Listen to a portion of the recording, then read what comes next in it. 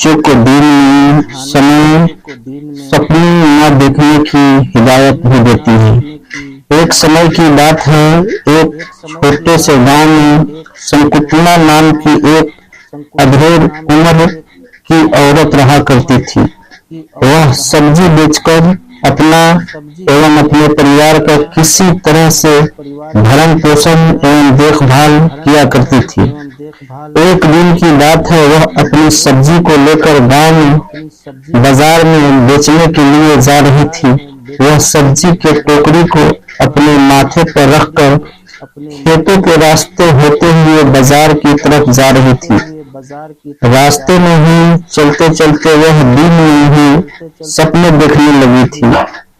वह सोच रही थी कि अगर उसकी हरी सब्जियां अच्छे दामों में बिक जाएंगे और उन सब्जियों को बेचकर वो जो रुपया मिलेगा वो उन पैसों का क्या क्या करेगी। वह मन ही मन योजना बनाने हुए आगे चली जा रही थी। शकुंतला ने सोचा कि वह इन पैसों से कुछ छोटी मुर्गियां खरीदेगी। मुर्गियां जब अंडे देने लगेगी तो वह इन अंडों को बाजार में बेचकर वह अधिक से अधिक पैसे कमाएगी। इन पैसों से वो अपने लिए एक फैंसी ड्रेस भी बनवाएगी, अपने लिए एक नया घर भी खरीदेगी। वह इस तरह वह अनेक प्रकार की योजना बनाते लगी। वह काफी अमीर हो जाएगी। वह सोचने लगी कि अब उसके सुंदर घर होंगे, गाड़ी होगी, गांव में उनकी प्रतिष्ठा होगी। इस प्रकार वह सपने में ही काफी कम समय में एक अमीर महिला बनने का सोच रही थी। सपने देखने के चलते वह भूल गई थी कि उसके सिर पर एक टोकरी भी है और टोकरी में पूरी सब्जियां भरी पड़ी है। उसकी सब्जियां एक एक कर रास्ते में गिरती जा रही थी। धीरे धीरे सब्जियां गिरते गिरते उसकी टोकरी में एक भी सब्जियां जब नहीं बची, तब उसे एहसास हुआ कि उसकी टोकरी काफी हल्की हो गई है। शकुंतला ने टोकरी अपने सिर पर से उतारकर जमीन पर रखा तो देखी उसकी टोकरी एकदम पूरी तरह से खाली हो गई थी। यह देखकर शकुंतला अब रोने धोने लगी, परंतु अब वह क्या कर सकती थी। अब उसे एहसास हुआ कि दिन में सपने देखने के चलते वह सब कुछ बिल्कुल भूल गई थी और इसी बीच टोकरी में रखी सारी सब्जियां भी गिरकर बर्बाद हो चुकी थी। अब उसे अपनी भूल पर काफी पछतावा होने लगा था। एक समय की बात है,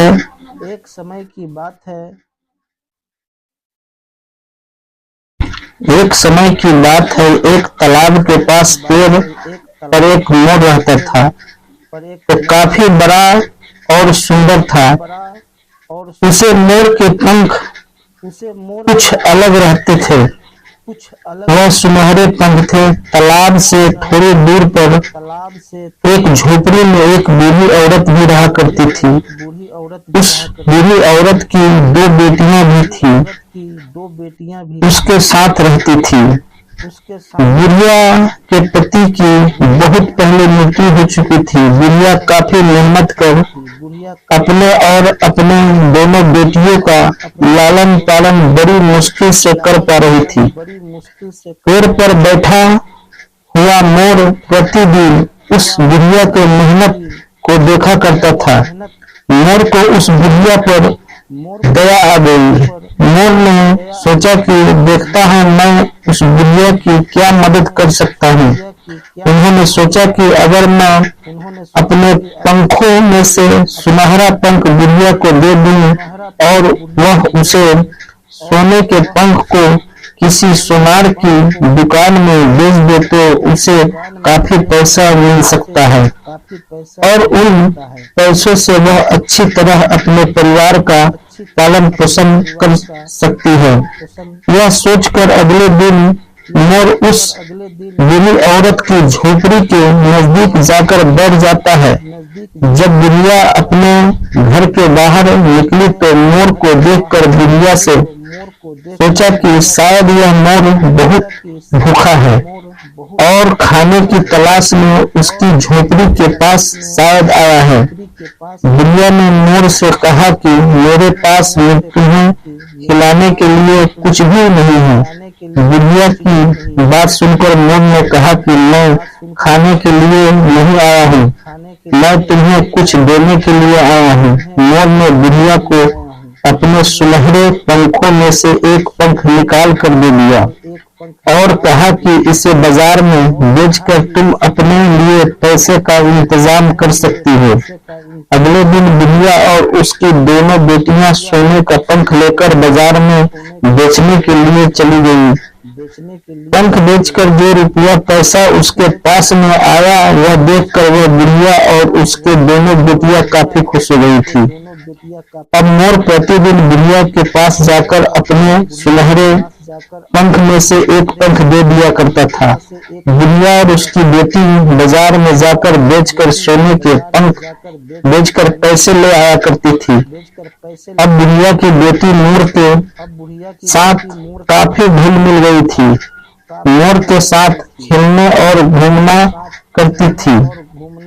ठंड के मौसम में और बरसात के दिनों में उस मोर की अच्छी तरह से देखभाल भी किया करती थी।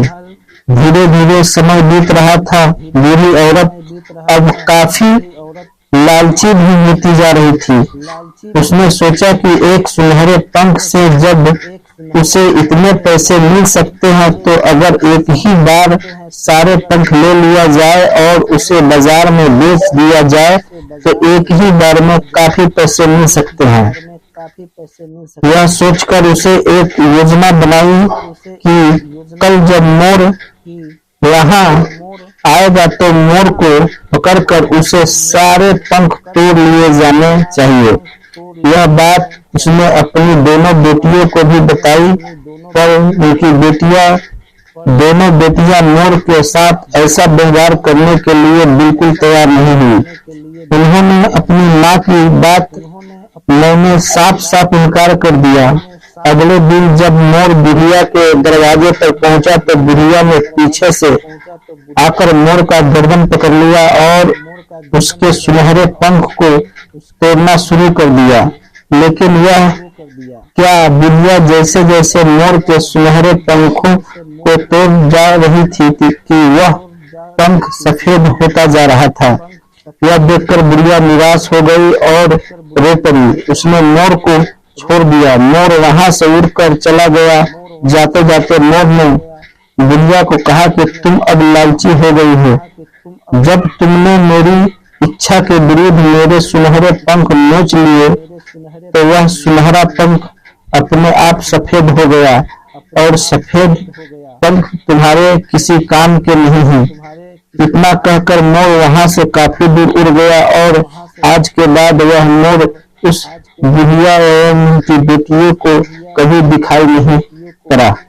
दोस्तों, वीडियो अच्छी लगे तो लाइक करें, सब्सक्राइब करें और दोस्तों को शेयर करें। शुक्रिया, अल्लाह हाफ़िज़।